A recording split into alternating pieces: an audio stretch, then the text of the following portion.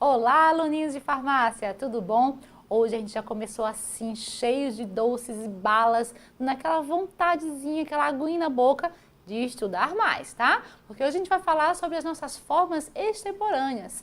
Eu falei para vocês na última aula que a gente ia ver outros tipos de formas farmacêuticas, sem ser só os líquidos, sólidos e semissólidos, que também são usados tanto pela indústria como pela farmácia de manipulação. Então a gente vai ver algumas formas farmacêuticas que são diferenciadas, tá? E algumas extemporâneas que a gente vai estar conhecendo um pouquinho mais sobre elas e como vai estar usando essas formas farmacêuticas. Então vamos começar o nosso estudo dando uma olhada, né? A gente viu que o tema de hoje é justamente sobre esse, né? Farmacêuticas, formas especiais, diferenciais e as extemporâneas. E a gente vai falar dando uma lembrada das outras formas que a gente já viu. Então a gente já está aqui, já na sexta aula, né? Já deu uma adiantada bastante no curso e a gente conseguiu ver que a gente viu as formas sólidas, comprimidos, cápsulas, toda a sua formulação, como também a gente viu as formas líquidas, as soluções, os xaropes, né, as emulsões. Também vimos os semissólidos, que foi a nossa última aula, a gente falou sobre géis, sobre cremes, e agora a gente vai falar sobre algumas formas que não estavam dentro do roteiro de vocês, que eu incluí, para que vocês tivessem acesso também a esse tipo de forma farmacêutica que hoje é bem procurada, principalmente pela pediatria. Tá? Então são as formas diferenciadas. E o que são essas formas diferenciadas? É o que a gente vai conhecer hoje no caminhar, no encontro dessa nossa aula. Tá? Então só para a gente ter uma ideia, a nossa técnica ela vai nos trazer, lembrar para a gente que essas formas especiais, tá? Elas são aquelas, né, que ou não se podem ser facilmente inserida em um determinado grupo. Então são formas que eu nem tenho como classificar ela como semissólida, nem como líquida, nem como uma formulação sólida. Ou ela pode até estar classificada dentro de mais de algum grupo devido à sua formulação. Então por essas formas ser dessas formas diferenciadas, aí a gente coloca ela como formas diferenciais, especiais e as extemporâneas. A gente vai ver que quando eu estiver citando alguns exemplos aqui, vocês vão ver que podem acontecer de vocês terem visto esse exemplo, mas eu vi isso no semissólido, ou eu vi lá nas líquidas ou na sólida, porque lembrando aqui pela nossa própria especificação, ela pode estar inserida em mais de um grupo ou não conseguir ser inserida em nenhum grupo daqueles que a gente acabou de ver das formas tradicionais. Tá? Então, vamos conhecer um pouquinho mais sobre elas. Então, ó, as formas especiais. Então, de formas especiais, eu tenho os aerosóis, os sprays, as ampolas, sabonetes, implantes, adesivos transdérmicos. A gente falou um pouco sobre adesivos transdérmicos, nós falamos um pouco sobre as ampolas, sobre os implantes, mas a gente citou eles dentro de outras classificações, mas nós não chegamos a falar sobre esses, como é feito, como é manipulação, qual o tipo do produto, qual a vantagem e desvantagem dessas formulações, porque elas não estavam realmente classificadas dentro daquelas outras áreas, que é o que a gente vai estar vendo aqui hoje nessa aula, tá? Então vamos começar falando dos aerossóis. Os aerossóis, a gente vê que existe uma demanda muito grande do uso desses aerossóis, principalmente na parte de dermato, né? Mas a gente vai ver que existe também em outras formulações, né? Outros medicamentos usados dentro dessa área aí, que com essa formulação em forma de aerossóis, tá? Então, e o que é, como é as suas vantagens e desvantagens, como é que eu faço o uso desses aerossóis, quais são as substâncias que podem estar inseridas e aí como é que eu vou fazer o uso desse medicamento. Então, vamos começar, tá? Os aerossóis é uma suspensão de partículas líquidas ou sólidas, tá? De tamanhos tão pequenos que vão flutuar temporariamente no ar ou em outros gases. Então, ó, como a imagem aí já está mostrando, a gente vai ter uma junção de partículas sólidas ou líquidas, tá? Ou até mesmo a associação das duas, que quando elas são dispersas, o tamanho dela é tão pequeno que quando você faz a pressão através do gás do aerosol, ele se dispersa nos gases ou do oxigênio ou do ar ou em qualquer outro gás que tiver promovido. Então, essa suspensão de partículas, lembra lá da suspensão, quando a gente falou da suspensão líquida, lá dos medicamentos, das formas farmacêuticas líquidas? A suspensão era quando você tinha uma mistura heterogênea e que tinha que fazer uma agitação para que se misturasse aquelas fases. No caso do aerosol é praticamente isso, vai misturar a parte líquida ou sólida com o gás, tá? E aí a gente vai ter o aerosol, que é justamente essa suspensão. Então, ó, eles podem ser tanto natural, tá? Ou através de uma medicação ou líquido. Deixa eu voltar. Então, medicação ou líquido. Então, o natural que a gente chama Não é porque ele vai de produtos naturais, não. Quando eu falo aerosol natural, é esse aerosol que a gente encontra, tá? Naquele frasco de pressão, onde ele já está inserido ou a substância, que pode ser um líquido ou um sólido, em partículas pequenas dispersas em um gás, que através de uma pressão eu libero o meu jato de aerossol. Tá? E o que acontece nessa casa aqui de medicação líquido? É quando a gente tem aqueles aerosóis que, em vez daquele gás de pressão, eu posso estar colocando ele num aparelho, tá, de nebulização, por exemplo, através de um líquido, e esse aparelho de nebulização vai transformar aí na fumaça, que é também considerada o aerossol, porque vai ser a mesma formulação do aerossol, ou seja, uma suspensão de líquido ou solo desenvolvida através de um gás, que aí a gente está transformando através de um aparelho específico. Então, quando eu falo de medicamento líquido, eu estou trabalhando aqui esses tipos de aparelhos, que aí eu vou transformar aquele líquido, aquele medicamento que foi diluído num líquido, para o aerossol, ou o aerosol natural, que é aquele que já é manipulado para esse tipo a suspensão já para esse tipo, dentro de um gás, para ser feito aí o uso como aerosol direto, certo? Então, só para a gente saber que quando a gente está fazendo o uso de medicação e nebulização, a gente está fazendo uso também de um aerossol. Tá? Então, só para a gente ver que também essa classificação, às vezes a gente quer saber como classificar uma nebulização, é uma forma de classificar, uma forma farmacêutica diferenciada, que é o aerossol. Então, ó, os aerosóis na nebulização, lembrando que ele aí a gente vai ser transformado. A gente vai pegar esse líquido, tá, esse medicamento, que muitas vezes a gente dilui no soro fisiológico, que é o líquido que é usado para fazer a manipulação, a nebulização, perdão, e aí o aparelho, ele é responsável por uma transformação de um estado de líquido para gasoso. E esse estado, essa transformação de estado, é onde está aí a transformação do medicamento em aerossol.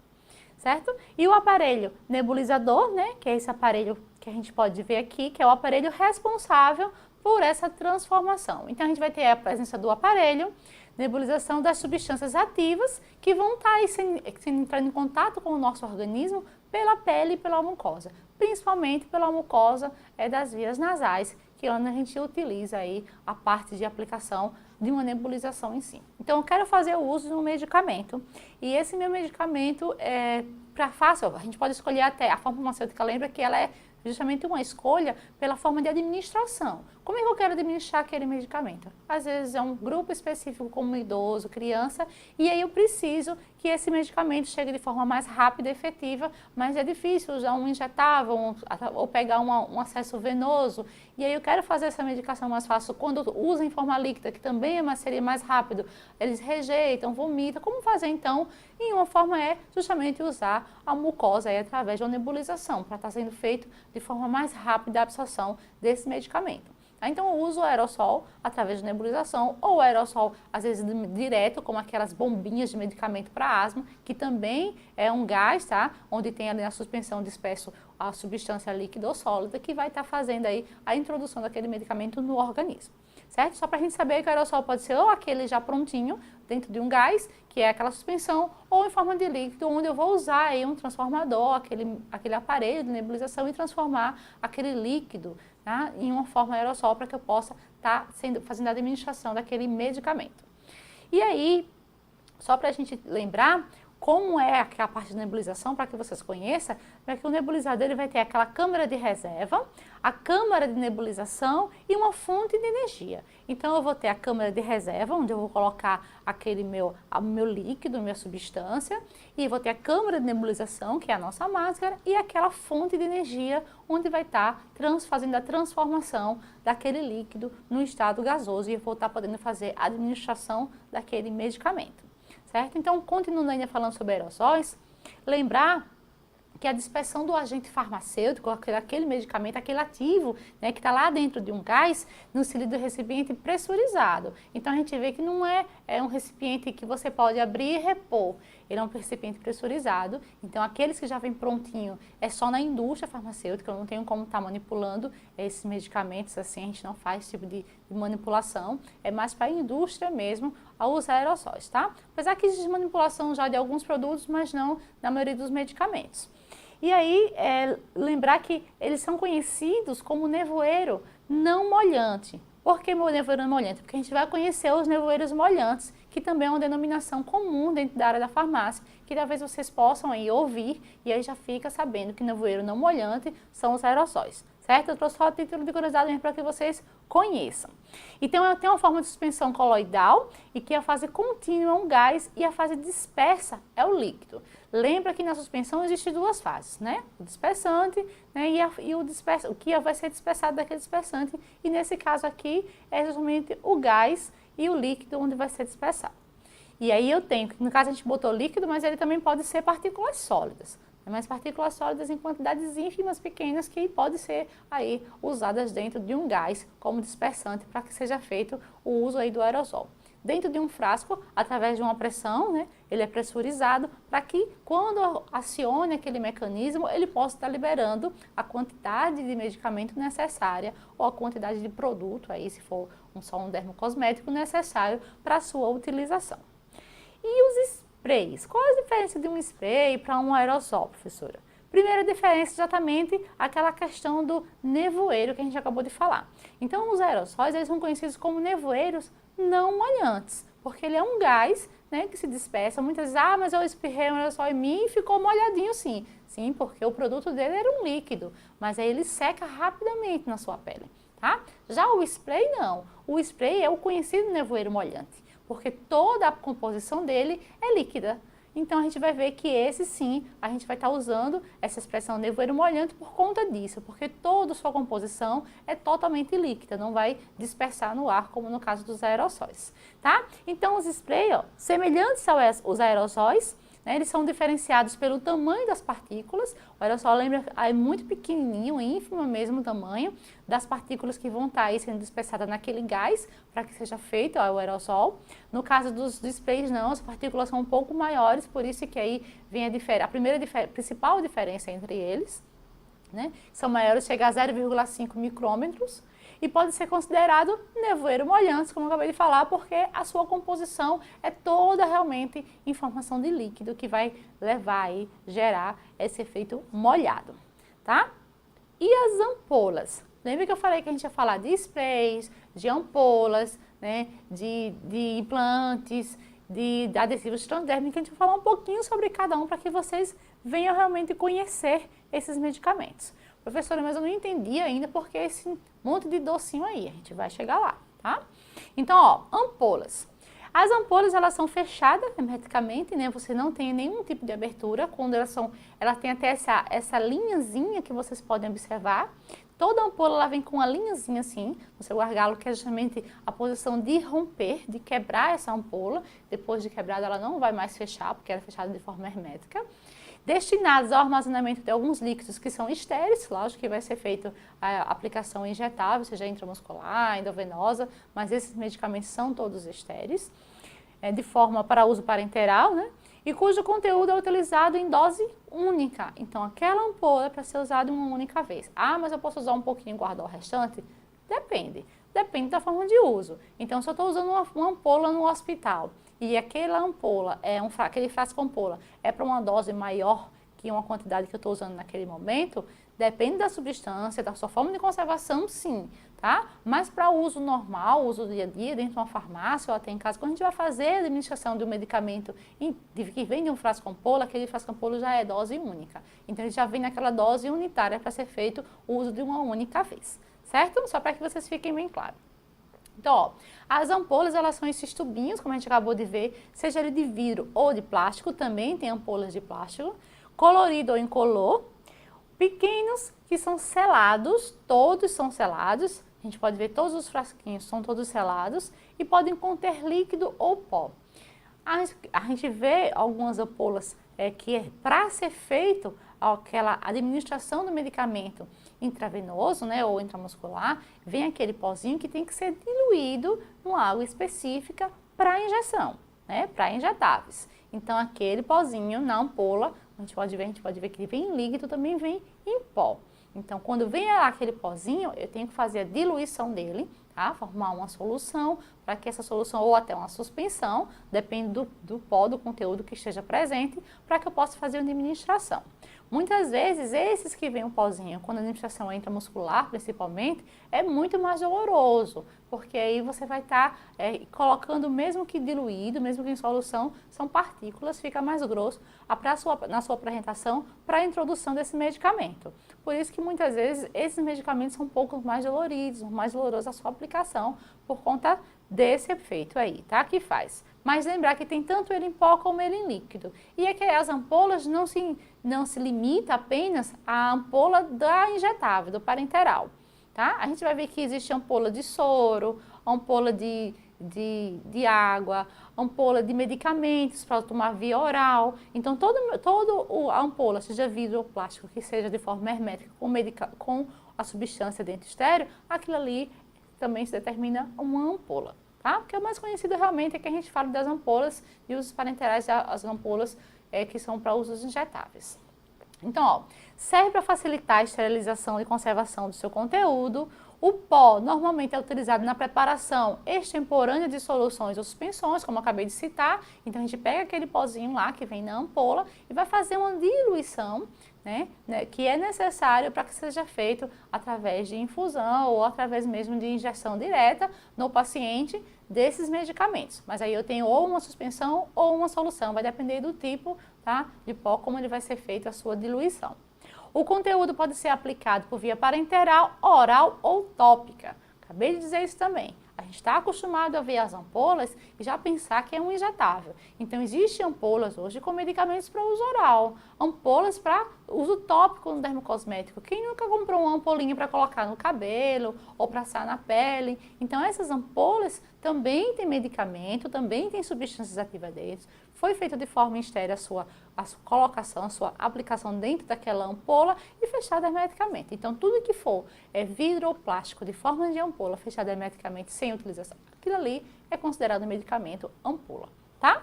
Só para que fique bem fácil. Então, ó, e existe ainda, além da ampola, o frasco ampola, que esse é mais visto realmente em área hospitalar.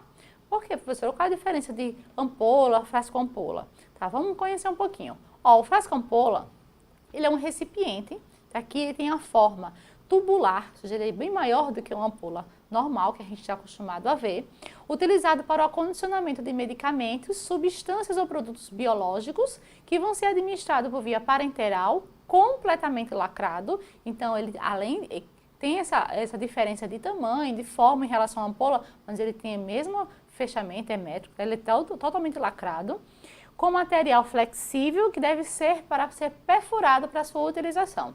Então, eu acho que eu já vi esses frasquinhos, professor. É um que vem fechadinho e ali eles colocam a injeção, tira o líquido para poder ser feita a aplicação. Sim, esses são os nossos frascos ampolas, tá? Eu trouxe aqui uma imagem para que vocês conhecessem.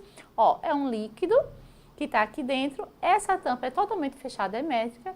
Aqui na frente tem um material que é flexível, que é estéril totalmente a parte de dentro, e a gente faz a esterilização da agulha, tá, onde vai ser feita aí a aplicação nesse frasco para que seja retirado o líquido necessário de se fazer a utilização. Nesses casos assim, a gente tem doses a mais, não só como uma ampola, que é apenas dose unitária. Nesses casos, como eu falei, por isso que é usado muito em hospitais, porque lá, como faz várias aplicações para os pacientes, então tem uma quantidade maior daquele medicamento ou daquela substância que vai ser utilizada. Por isso que a gente usa esses frascos ampola mais nessa área aí, na área hospitalar. Mas também a gente pode ver no dia a dia, ou na farmácia pelo menos, para vender. Então vocês têm que conhecer o que é um frasco ampola e o que é uma ampola. E lembrar que a ampola não vai se limitar apenas ao uso de injetáveis. O uso realmente pode ser além disso, oral, tópico, como a gente viu que existem diversos tipos de ampola hoje no mercado, através da indústria farmacêutica. Tá? E os adesivos? Então, ó, a gente já falou sobre ampolas, sobre spray, sobre aerosóis. Lembra que a gente vai passar por todas essas formas farmacêuticas diferenciadas, as especiais, e depois começar a falar um pouco das diferenciadas, que hoje está um grande mercado aí, a gente consegue ver em grande número desses medicamentos com esse tipo de forma farmacêutica, e ainda vai falar um pouquinho das extemporâneas, certo? Então, ó, os adesivos transdérmicos também está classificado como formas farmacêuticas especiais. Ele não se encaixa nem como um semissólido, nem como sólido, nem como um líquido. porque ele é realmente diferenciado na sua apresentação. Tá? Então, ó, eles são sistemas destinados a produzir um efeito sistêmico, não é porque ele está fazendo um uso local, que ele vai fazer apenas efeito local. Lembra quando a gente falou um pouco sobre medicamentos semissólidos, que eu falava sobre sua aplicação local, eu falava muito sobre isso, né?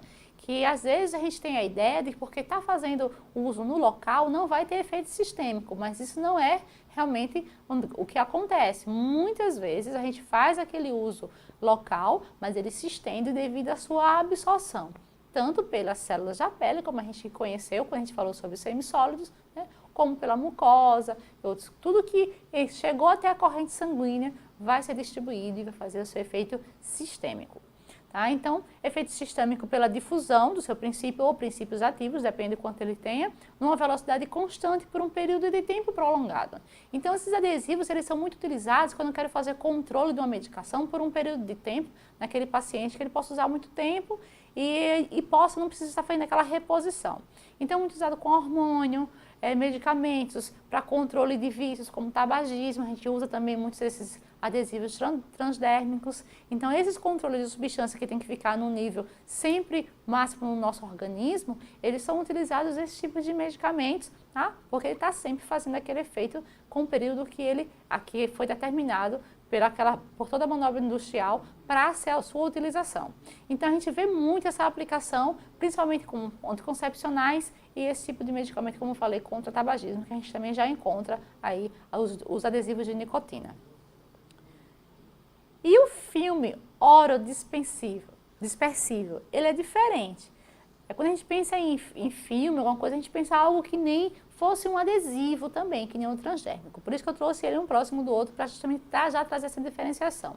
O filme orodispersível, ele é um filmezinho mesmo, tá? Parece realmente um adesivo, mas ele é quase que transparente, bem fininho, e ele é lembra? Boca, oral, e vai se desfazer na boca. Quem já usou por aí, ou já comprou, ou já pegou de algum amigo, aquelas balinhas que hoje vendem, aquelas pastilhas que são fitas, que a gente coloca lá, cola no céu da boca e deixa ela se desfazer. É bem parecido com isso aqui, tá? Então, esses filmes, eles são exatamente isso, são uns filmes finos que na boca vai derreter, liberando aí o princípio ativo para que seja feito o seu efeito. Então, ó, é uma forma farmacêutica sólida. Então, ele é sólido, mas ele não está classificado lá dentro das formas farmacêuticas sólidas, porque ele é diferente, por isso que ele está nas formas farmacêuticas especiais. Consiste em uma película fina e alongada, contendo uma dose única de um ou mais princípio ativo, com ou sem recipiente. Lembra que o princípio ativo, ele pode ir só ou pode ir associado aos recipientes, que são inertes, não vão estar fazendo aí alterações. Tá? Então, ele já é aplicado diretamente nesse filme, e esse filme ele é dispersível na região oral. Por isso que ele tem esse nome de filme orodispersível. Essa imagem que eu trouxe, que vai ficar no material para vocês, é para que vocês vejam exatamente como acontece aí. Coloca na boca, ele vai derreter, né, todo aquele filme vai liberar esse princípio ativo, que vai ser absorvido através da mucosa da boca e vai chegar a fazer o seu efeito sistêmico. São poucos hoje os medicamentos que a gente tem aí nessa apresentação, tá? Mas ainda existe sim medicamentos nessa apresentação, que por isso que eu trouxe que vocês tivessem conhecimento de todas as formas que tem aí no mercado. Quero que vocês fiquem bem afiados para quando chegar a dizer, não, eu conheço tudo que está aqui. Esse é líquido, esse é sólido, esse é diferenciado, eu sei como usa isso, eu sei para que serve esse tipo de medicamento. Então, a ideia da parte técnica desse curso de farmacotécnica é exatamente isso. É que vocês têm esse conhecimento dessas formas farmacêuticas que hoje a gente encontra em uma gama de diversidade no mercado, tá? Então, ó, só para ter ideia, esse filme ele vai ser usado assim, né? Ele vai ser disperso ele dispensa o uso a necessidade de água. Eu vou colocar ele na minha boca, ele vai dissolver e aí eu vou ter a liberação do princípio ativo. Não preciso que nenhum comprimido, uma cápsula ou uma draga ter que deglutir. Aí eu vou precisar da água, porque não dá para tomar comprimido sem água. Tem gente que diz, mas eu consigo engolir sem água. Não faz isso. Ele pode estar aí grudando no seu canal, tá? Na sua faringe e causar aí sérias lesões, na sua faringe não, na sua laringe e causar lesões, tá? Não faz isso. Então, ó, não tem processo de mastigação, ele vai estar dissolvendo na sua boca, tem a maior portabilidade, então é fácil de levar, tá? Não é que nem outros tipos de medicamentos que fica difícil de levar. Elimina o risco de sufocamento, então para criança é bom a utilização, ou para acamados, precisa tomar aquele medicamento, mas é ruim de deglutir ou pode sufocar. Coloca um filme, ele vai dissolver na boca e vai estar fazendo o efeito, não vai causar dor, que nem um injetável, e aí vai trazer conforto e adesão da terapêutica para o paciente e mascara muitas vezes o sabor desagradável de alguma substância, devido a ele ser adocicado. Como eu falei, é quase como aquelas pastilhas que a gente compra em forma de filme mesmo, que a gente coloca na boca e ele vai dar aquela sensação gostosa, um sabor agradável.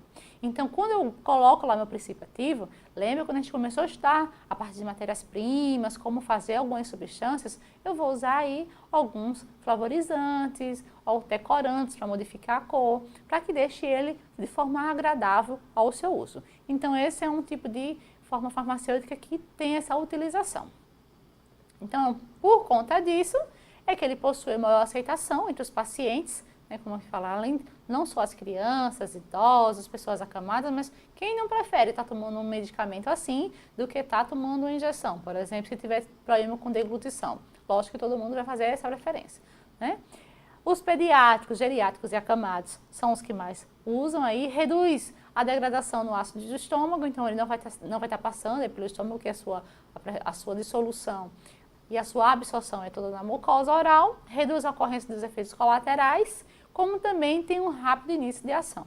Porque se eu não passo pelo sistema digestivo, eu não vou ter efeito de primeira passagem, então eu vou ter uma absorção mais rápida e aí eu vou ter mais rápido também o meu efeito. Essa parte aí de primeira passagem, vocês devem ter visto já na matéria de farmacodinâmica, E é só para que vocês entendam como é que funciona o processo. Então, se eu não vou passar por esse processo de dissolução, absorção, efeito de primeira passagem, transformação, para que ele venha fazer seu efeito, eu vou ter, assim, meu efeito mais rápido. Então, realmente é um medicamento que não se investe muito hoje na indústria farmacêutica, porque é um medicamento que tem um alto custo ainda na indústria, mas que é um medicamento que é de fácil utilização e bem aceito aí pela população, certo? E os implantes? Vamos falar um pouquinho de implantes para que a gente conheça.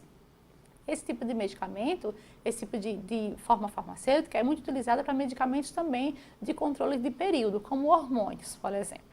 Tá? Por isso que eles também não são muito utilizados em grande escala. Eles são sólidos e estéreis, porque ele vai estar implantado na pele do paciente. Pode ter um ou mais princípio ativo, então eu posso estar levando aqui só uma quantidade de substância ou até mais de uma quantidade de substância em um único implante. Ele tem tamanho e formato adequado para ser inserido no tecido do corpo, então como eu falei, ele fica na derme, ele fica abaixo da pele, tá? Ele vai ficar implantado na pele do paciente, é quase como aquele do adesivo, só que esse é um implante, vai estar dentro da pele. Libera o fármaco por um período prolongado de tempo, por isso que são utilizados para medicamentos que vão ter esse controle por um período de tempos e administrado por meio de um injetor especial, ao qual é adequado por incisão ou às vezes até por incisão cirúrgica. Mas na maioria das vezes ele já vem com esse aplicadorzinho aqui, onde vai ser colocado o implante no bico, é quase que uma injeção. Coloca subcutaneamente e aplica e o implante fica lá. E é retirado depois da quantidade de dias ou de período de meses, depende da quantidade do tempo que vai ser a utilização daquela medicação. Tá? Então, o implante é muito utilizado quando você vai fazer uso prolongado de uma substância, que aí vai ter que ficar sempre repondo, e aí eu tenho essa opção de usar o implante. Muito utilizado também como anticoncepcional, é da área que mais utiliza aí, a área da ginecologia, a parte de implantes. E os sabonetes? Professora, sabonete não é semissólido, não? Mas a gente não podia ver isso no semissólido? Até poderia ver, como a gente viu a parte líquida, tá? Mas o sabonete em barra, como é que a gente iria classificar ele? Se ele fosse semissólido, ele tem uma consistência mais dura, tá? Por isso que ele veio aqui como forma farmacêutica diferenciada, tá? Então, o sabonete, ele vai variar o tamanho dele, depende da forma que vai ser utilizado. Lembrar que a gente vai utilizar isso como uma forma para ser feita essas barrinhas, E ele é uma forma farmacêutica considerada forma farmacêutica sólida, tá? Eu vou pegar aquele meu produto, vou solidificar ele através de uma forma, formando aí a minha barra. Só que ele não é um medicamento da classificação sólida, por isso que ele está nas formas diferenciais, certo? Ele deriva da ação de uma solução álcali em gorduras ou óleos de origem animal ou vegetal. Então, para produzir, eu vou produzir ele através de substâncias que têm essas características. E é destinado à aplicação cutânea, para o seu uso externo. Tá? Então, só lembrar que o sabonete, ele pode também ser um medicamento. Eu posso estar usando ele também na área farmacêutica, ou dermocosmético, ou mesmo para outros tipos de alergia, por exemplo. Eu posso estar usando o sabonete também como uma forma farmacêutica. Por isso que ele, como forma farmacêutica, ele não se encaixa nas formas farmacêuticas convencionais, sólido, líquido e semissólidos. E aí eu trago ele como diferencial para que vocês conheçam que também a gente pode estar utilizando aí também como medicação. Tá? Então hoje a gente tem sabonete para espinha, sabonete que é para controle de acne, eu tenho sabonete para alergias cutâneas. E aí esses tipos de sabonetes que levam princípios ativos que vão estar fazendo efeitos terapêuticos, aí esse sabonete sim também se enquadra aí como forma farmacêutica. E na farmacotécnica a gente trabalha ele tanto na manipulação como na indústria. Então é bom que vocês conheçam aí e aprendam que também a gente tem a utilização desse tipo de substância, esse tipo de produto como medicamento. E as formas farmacêuticas diferenciais? A gente viu as especiais, né? A gente falou sobre todas as especiais que não se enquadra ou nem no sólido, nem no semissólido, no líquido, ou até mais de uma, que é o sabonete, eu poderia dizer que ele é um semissólido e um sólido ao mesmo tempo. Né? Então a gente viu que essa classificação fica difícil, por isso foi criada a classificação especial. E o que é uma forma farmacêutica diferenciada? Tá? Lembrar que a forma farmacêutica diferenciada, ela vai depender do tipo do paciente. Então, se eu tenho o tipo de paciente, quem vai determinar essa forma farmacêutica? Como assim? Eu vou ter uma modificação na minha apresentação do meu medicamento, porque aquele paciente, de forma mais agradável para ele, ou ele não toma nenhum comprimido, ou ele não quer, se ele vê remédio, ele já achia porque é remédio. Muitas vezes é a pediatria que a gente tem mais problema com isso. Mas eu conheço até adultos mesmo que se falar que é remédio já vomita, já enguia, não consegue tomar porque é um medicamento. Então essas formas diferenciais veio para ajudar esse público, tá? Trazendo de forma mais agradável o consumo desses medicamentos.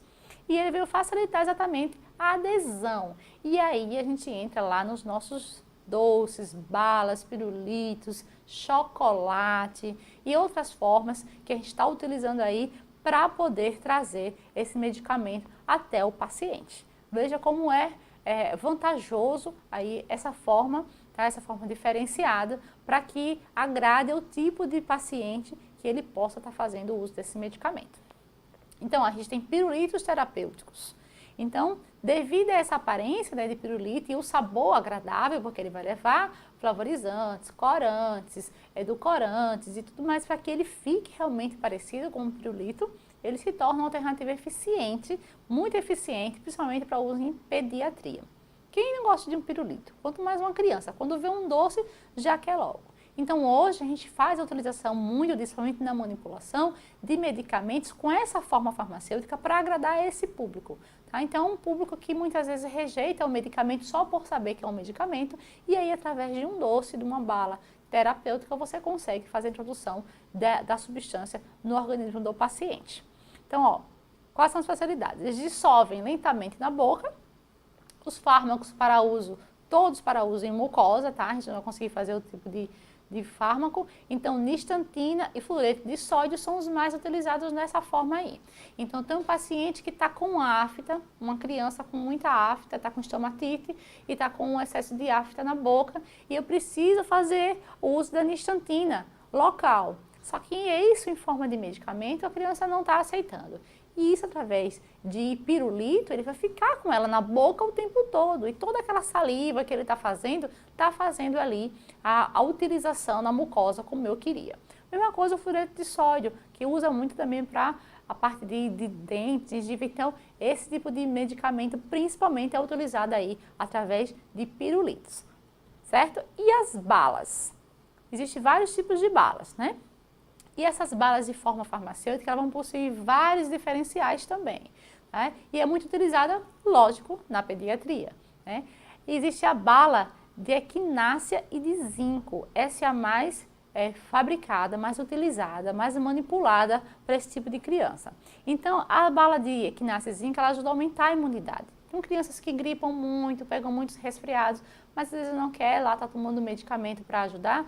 Então, os médicos passam, geralmente médicos que são mais homeopatas, eles gostam mais de passar esse tipo de medicamento, e a criança começa a fazer o uso e melhora desse quadro aí de resfriados.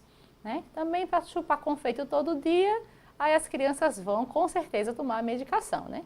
E gomas e jujubas também são outra forma de utilização desse medicamento.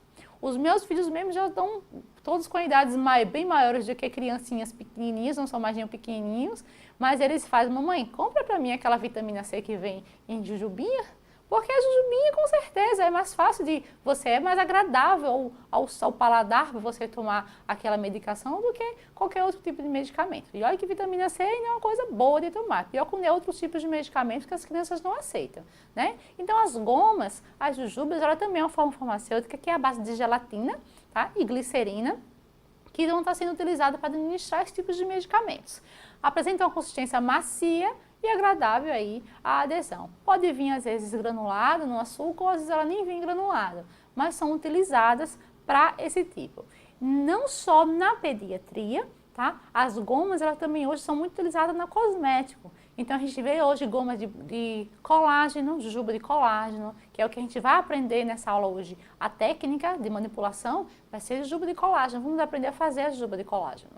Como também existem outras gomas que é para ajudar o fluxo intestinal. Então, existem várias hoje de apresentação nessa forma farmacêutica, que é a que mais se encontra hoje no mercado, tá? Porque também tem muito na indústria, não só na manipulação. Gomas de mascar também é outra forma farmacêutica também bem encontrada, bem disseminada já. Então, é uma forma sólida, que é em dose única e contém um ou mais princípio ativo, que consiste no material plástico insolúvel de sabor doce, né, e agradável. E quando ela é mastigada, ela vai liberar aí o princípio ativo. Então, eu comecei a mastigar aquele meu chiclete, a minha goma de mascar, que na verdade é um medicamento, ele começa a liberar o princípio ativo e aí eu faço aí na cavidade oral, tá, a minha absorção. E não deve ser deglutido como todo chiclete, né? Então, por isso que esse não é muito utilizado na pediatria. Esse é mais utilizado para pacientes realmente que tenham consciência do uso aí da goma de mascar. Então a gente vê bastantes medicamentos, né? Principalmente hoje a gente tem a nicotina, por exemplo, que eu dei exemplo também no adesivo, também tem ela em goma de mascar, que faz a utilização aí para pacientes já em fase adulta. E chocolate terapêutico. Na verdade, acho que todo chocolate é terapêutico, ou vocês não acham?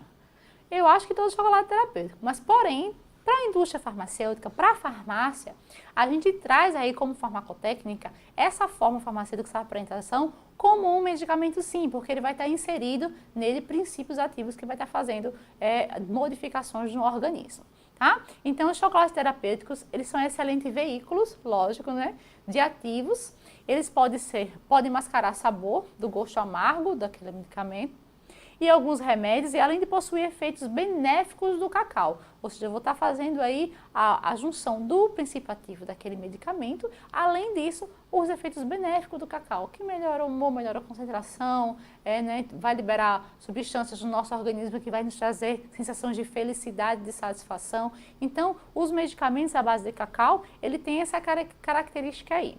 Geralmente, eles são zero lactose, sem adição de açúcar, e tem essa composição aí de 54% de cacau. Muitos chocolates hoje no mercado não tem essa composição. A gente vai ver um medicamento com essa composição de cacau e com certeza vai ser muito agradável aí a utilização desse tipo de medicamento, tá? Tenho certeza que muita gente vai acabar essa aula e vai correndo atrás desses medicamentos para começar a tomar aí, né? Cuidado com a automedicação, podem fazer uso sim, mas com consciência, certo?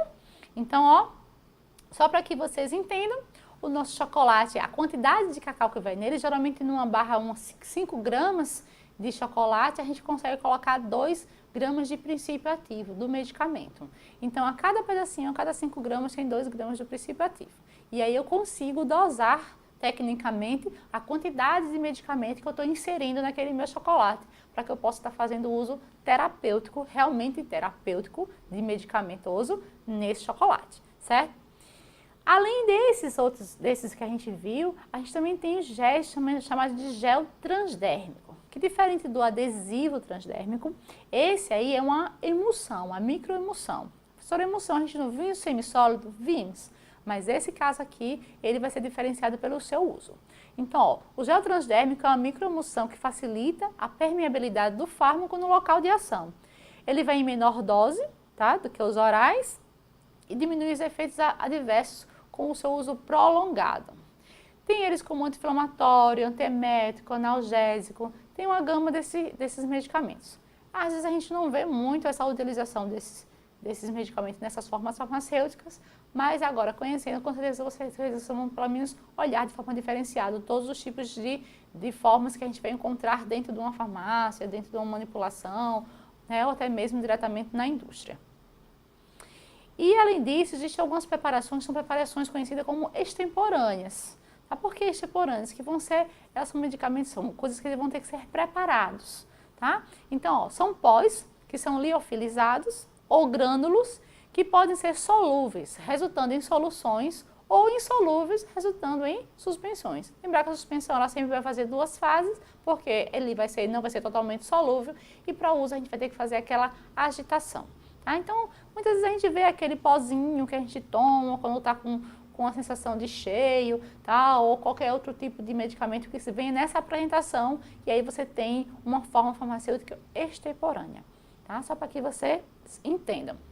São substâncias não estáveis, lógico que vai formar fase, pode ser solúvel, pode ser até insolúvel. Máximo de 14 dias após a preparação na geladeira. Então, se eu tenho um medicamento que ele é extemporâneo, eu preciso preparar, eu uso ele com 14 dias.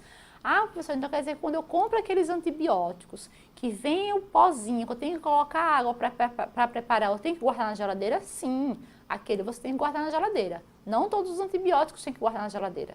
Mas aquele que é extemporâneo que você prepara, esse você guarda na geladeira. E o máximo de tempo são 14 dias. Tá?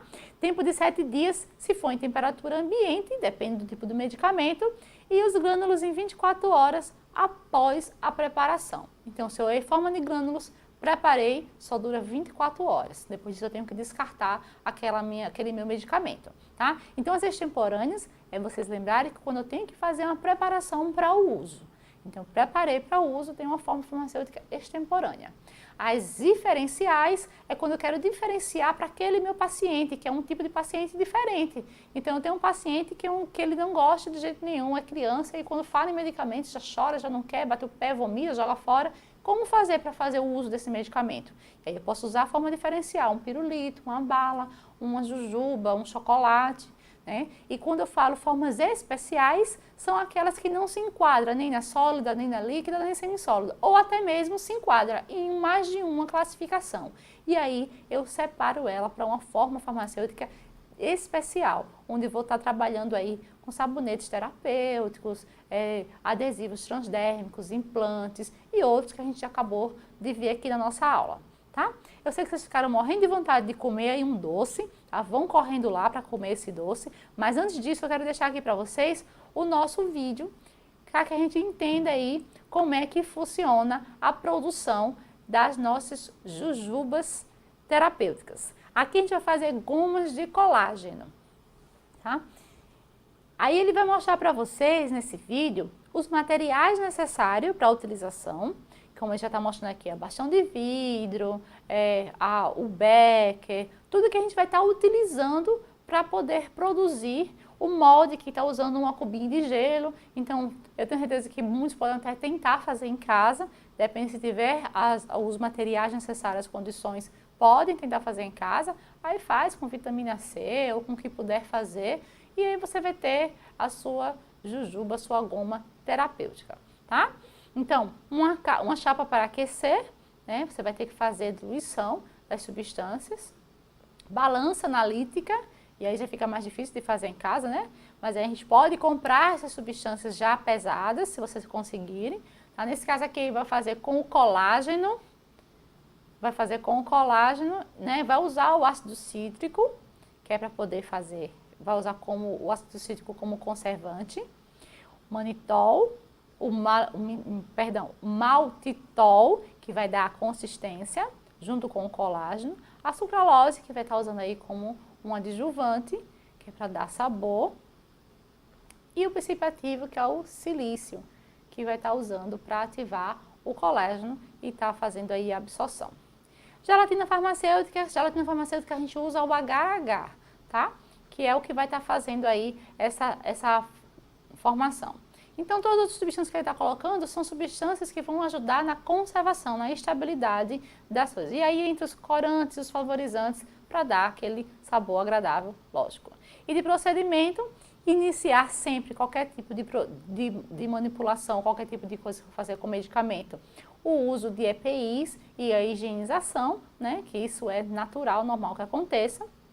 E aí, verificar a ordem da manipulação, pega lá a sua receita de bolo, você vai pegar a sua receita e ver o que é que vai fazer primeiro, pesar as matérias-primas, né, necessárias, então a gente vai pegar aquela quantidade de substância que a gente vai estar utilizando, vai fazer a solução, né, que aí é a solução padrão, como eles estão explicando aqui, que aí vocês não vão fazer, vocês podem pesquisar pouco a pouco como fazer, solubilizar com o bastão e o beck lá, o colágeno, né, depois da solubilização, que é realmente mexer, fazer com que ele se dissolva todo no líquido. Né. Solubilizar também a gelatina, como a gente faz gelatina mesmo em casa, né, a gelatina na água. Adicionar a solução, a gelatina, e aí já leva para aquecer. Né, vai adicionar todos os produtos, vai levar para aquecer, para que se forme um formato, e aí colocar na forminha. Ó, veja que ele está adicionando tudo. Nessa formulação, né, ele está saindo adicionando, filtra, lembra que a gente pegou a peneirinha, né, aí filtra para que não tenha nenhum pozinho, nada que tenha ficado na sua dissolução vá atrapalhar. E aí você coloca o corante que você quer, o sabor que você quer. Eu quero meu colágeno no sabor de framboesa, de uva, e você escolhe o sabor que mais agrada. Né? E depois disso vai preencher os moldes, né? Esse vídeo vai ficar para vocês, vai ficar mais fácil se vocês verem com calma depois. Depois de preencher os moldes, ele cria uma espuminha, aí você vai tirar essa espuminha, mas essa é só mais por estética mesmo.